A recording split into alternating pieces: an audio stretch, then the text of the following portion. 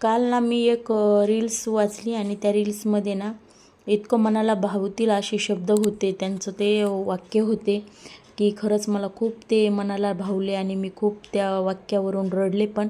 तेच वाक्य मी तुमच्यासोबत शेअर करणार आहे. मी तर ना माझी हिस्ट्री सांगते. मी तर ना माझी मुलं घेऊन मी राहत असते, एकटीच म्हणायला हरकत नाही. कारण साहेब अधूनमधून येतात कामानिमित्त, त्यांना बाहेर थांबावं लागतं. आणि ह्या मुलांसोबत ना मी राहताना खूप वैतागलेली असते किंवा मग खूप दोघंजणं मिळून त्रास देतात. बाकीचे सगळे कामंही करायची पडलेली असतात आणि अशा ओढाताणीतून आणि एकटीनंच सगळं मॅनेज करायचं म्हणजे काही वेळेस ना माझी चिडचिड पण होते. तर मग ह्या गोष्टीमध्ये काय होतं की आपण जसं मुलांसोबत जसं आनंदानं हे क्षण घालवायला पाहिजेत, काही वेळेस तसे आनंदाचे क्षण ते जात नाहीत. त्यावेळेस आपल्या चिडचिडपणा होतं, आपल्याला स्वतःकडं लक्ष देणं होत नाही, आपल्याला आपलं करिअर कुठेतरी मागं पडत आहे हे वाटत असतं, आपली प्रोग्रेस नाही होते, आपण जाग्यावरच आहे हे वाटतं. ह्यामध्ये आपल्याला शरीराकडे लक्ष देणं होत नाही. आपली तब्येत पण खूप वाढलेली असते. लहान मुलं आहेत तोपर्यंत आपल्याला स्वतःला व्यायाम करता येत नाही किंवा आपल्याला जसं पाहिजे तसं डाएट फॉलो करता येत नाही. म्हणजे असं ना की एकटी जी स्त्री राहते ना, तर तिला ह्या गोष्टी माझ्या सगळ्या भावना तिच्यापर्यंत पोहोचणार, 100% पोहोचणार. जे लहान मुलं आहेत ना अगदीच त्यावेळेस हीच कंडिशन असते बऱ्याच जणांची, बरं का, माझ्या एकटीचीच नाही. तर इतका त्रास होतो ना.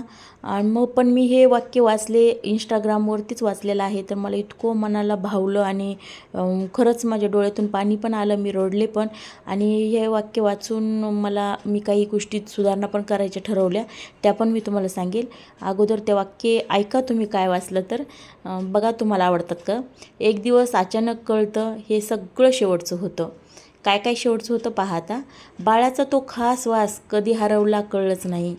ती गोड चुकीची शब्द हळूहळू बंद झाली, कधी बंद झाली ते कळलंच नाही. चालताना हात धरून चालणं एका दिवसाने ते संपलं आणि बाळ आता स्वतःहून चलू लागलं, कधी चालायला लागलं तेही कळलंच नाही.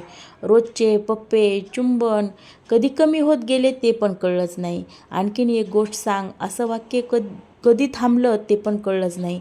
गाडीतल्या साध्या गप्पा आठवणी बनून राहिल्या. जो छोटासा हातात मावायचा तो आता कधी मोठा झाला तेही कळलंच नाही. घरभर पडलेली खेळणी हळूहळू नाहीशी झाली. आता घर माझं स्वच्छ आणि चकाचक दिसू लागलं. आई अशी हाक क्वचित ऐकायला येऊ लागली. शेवटची झोपेची मिठी कधी झाली कळलंच नाही. एका सकाळी ते तुमच्याशिवाय उठले आणि एका रात्री ते तुमच्याशिवाय झोपले. कधी झोपले ते कळलंच नाही. लहान झालेले कपडे बाजूला करून ठेवावे लागले. कधी बाळ मोठं झालं ते कळलंच नाही. ज्या रात्री कधीच संपणार नाहीत असं वाटायचं, त्या रात्री कधी संपल्या ते कळलंच नाही. साधे दिवसच आयुष्यातले सगळ्यात मौल्यवान क्षण बनले. आणि खरोखर ह्या गोष्टींनी मी रडले, कारण हे इतके सुंदर माझ्या आयुष्यातले क्षण आहेत म्हटलं. आणि जर का मी मागं फिरून बघितलं तर हेच मला अविस्मरणीय क्षण असतील माझ्या आयुष्यातले, जे की माझी परेशानी होती आहे, जे की असं वाटतं की मग अक्षरशः मी वैद्यकीय रजा टाकूनही घरी थांबले, कारण मुलांना सांभाळायला कोणी नाही. पण यात पण एक समाधान आहे की मी आपलं पाळणा घरात किंवा कोणाला तरी बाई आई ठेवण्यापेक्षा मी स्वतः सांभाळायले, यात पण मी आनंदी आहे. आणि पण 1.5 वर्षाचे झालं आहे बाळ आता, आणि अजून किती दिवस तरी मी सुट्ट्या टाकणार ना. पण पहिल्या मुलाच्या वेळेस पण माझी अशीच परेशानी झाली होती, पण ते दिवस राहिले नाहीत. प्रत्येक दिवस येणारा जाणारच आहे हेच वाक्य मी डोक्यात ठेवून माझी मुलं वाढवत असते, सांभाळत असते. आणि ह्या गोष्टींनी मी खूप रडले आणि मी ह्यानंतर ह्या गोष्टीत सुधारणा करणार आहे. मी माझ्या घरामध्ये पसारा पडला किंवा लेकरांनी खेळण्या काढल्या तर मी ह्यापूर्वी म्हणायची, मी आत्ताच फरशी पुसली, मी आत्ताच साफ केलं, कशाला काढला एवढा राडा. पण आता मी अजिबात म्हणणार नाही. परत मुलं मला कामं राहिलेली असली आणि मुलांनी जर इकडं खेळायला चल, बाहेर चल, खाली घेऊन जा, रस्त्यावर सायकल खेळायची किंवा वैभवी बाहेर फिरायला जायचं असं म्हणत असते, तर मी तेव्हा त्यांना थांबवते. किंवा माझे भांडे राहिले, माझे कपडे राहिले, काही माझं काम राहिले.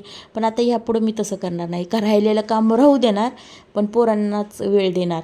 आणि दुसरी गोष्ट की त्यांना जे काही करावं वाटेल ते मी आनंदाने त्यांना खेळू देणार, पाणी खेळू देणार, कुठं काही राडा काढायचा ते करू देणार. थोडंसं काही त्यांना वाटत असेल थोडी रांगोळी मोडावी देवाजवळची, खेळावं, तेव्हाही मी ओरडायची ह्या अगोदर की कशाला मोडली रांगोळी, मी आत्ताच काढली होती, असं तसं तुला कळत नाही का, ओलंवरती मी ओरडायची. पण आत्ता इथून पुढं जाऊ दे, आता ते लहान आहे तोपर्यंत खेळणार आहे आणि हे मी डोक्यामध्ये फिक्स केले.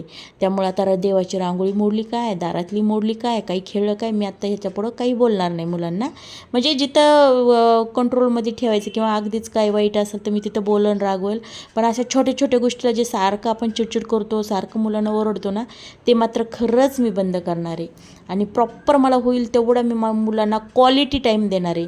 आपण सगळेच मुलांसोबत असतो, पण आपण किती मुलांसोबत क्वालिटी टाईम घालवतो ना, ते आपण खरंच स्वतःला हे केलं पाहिजे, विचारलं पाहिजे की आपण खरोखर इतका वेळ आपण मुलांसोबत आपला छान टाईम घालतो का.